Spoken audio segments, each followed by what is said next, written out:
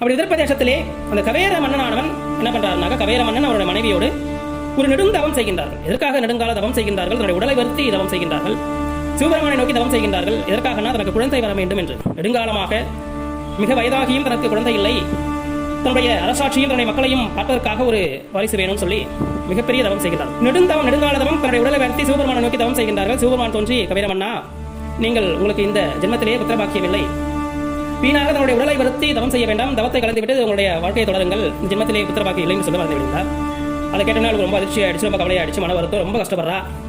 ஏன்னா புத்திரபாக்கியம் இல்லைன்னு சிவபெருமானே சொல்லிட்டாலே, அப்படி சொல்லனால ரொம்ப மன கஷ்டமாயிடுச்சு.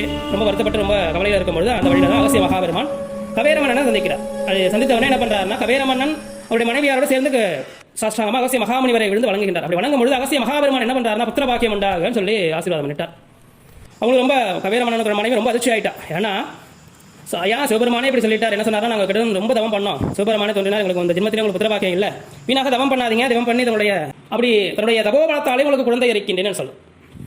என்ன பண்றாருன்னா, பிரம்மலோகத்தில் பார்த்த அந்த விஷ்ணு மாயையை ஒரு குழந்தையாக, சிறு குழந்தையாக கவேரமன்னன் தன்னுடைய மனைவி திருக்கரங்களிலே அளிக்கின்றார். என்ன சொல்றாருனாக்க, அப்படி நான் உங்களுக்கு குழந்தை புத்திரபாக்கியம் தருகின்றேன், ஒரு குழந்தையை தருகின்றேன், ஆனால் அவளை வளர்த்து தக்க சமயத்திலே எனக்கே திருமணம் செய்து தர வேண்டும் என்று வாக்களியுங்கள் சொல்கின்றார். அதற்கு கவேரமன்னனும் தாங்கள் சொல்வது சரி, நீங்கள் சொல்வதுபடியே தக்க சமயத்திலே தங்களுக்கே திருமணம் செய்து தருகின்றேன் என்று வாக்களிக்கிறேன். மற்ற மனைவியார்கள் தன்னுடைய குழந்தை அப்படியே வளர்த்து வரும்போது மிக அறிவுள்ள குழந்தை, அழகான குழந்தை, எல்லாம் சிறப்பாக இருக்கா, நல்லா விளையாடுறா, நல்லா வர்றா, அப்படி சிறப்பாக நல்ல நல்ல கருத்துக்கள், நல்ல நல்ல கதைகள், ஆன்மீக கதைகள் எல்லாம் சிறப்பாக சொல்றா, பூஜைகள் சிறப்பாக செய்கிறா, எல்லாமே சிறப்பாக செய்கிறான். அப்படி இருக்கும்பொழுது ஒரு 7 வயதாகின்ற குழந்தைக்கு அந்த சமயத்தில் சரியானந்தநாதர் என்ற ஸ்ரீவித்யா குரு சாதுர்மாஷி விரதம் ஏற்பதற்காக அந்த தேசத்துக்கு வரார். அந்த விதர்ப்ப தேசத்திற்கு வந்து கவேரமனிடம், மன்னா, நான் இந்த தேசத்திலே சாதுர்மாஷி விரதம் இருக்கப் போகின்றேன், அப்படி இருக்கக்கூடிய காலத்தில் இருக்கிறதுனால எனக்கு ஒரு பர்ணசாலை அமைச்சு கொடு, என்ன பண்ணணும்னாக்க ஒரு நல்ல குடில் அமைத்து, அது மட்டும் இல்லை, என்னுடைய கருத்தறிந்து என்னுடைய மனம் அறிந்து செய்யக்கூடிய ஒரு பணியாளையும் அமைத்து கொடுக்க வேண்டும் சொல்கிறேன். சரி, நாங்கள்லாம் எப்படி சேவை செய்ய முடியாது, எங்களுடைய வயோதிக காலத்தில் ஏதாவது உட முடியலன்னு வந்துட்டாக்க அவர் சபிச்சுட்டா என்ன பண்ணுறது, ரொம்ப கவலையில் இருக்கா.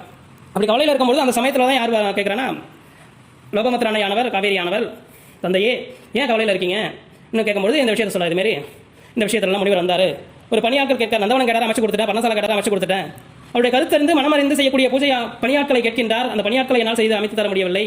லோகமுத்ரா என்ன சொல்கிறானாக்கா, நான் இந்த பணியை செய்கின்றேன் என்ன சொல்கிறேன், சிறப்பாக செய்து முடிப்பேன், ஒரு செவ்வனை செய்வேன், நீங்கள் இந்த சாதுர்மாஷி விரதம் இருப்பதற்காக செய்வேன் பணியை நான் சிறப்பாக செவ்வனை செய்ய வேண்டும் என்பதற்காக நீங்கள் ஆசை கூற வேண்டும் அவர் காலையில் விழுந்துட்டார்.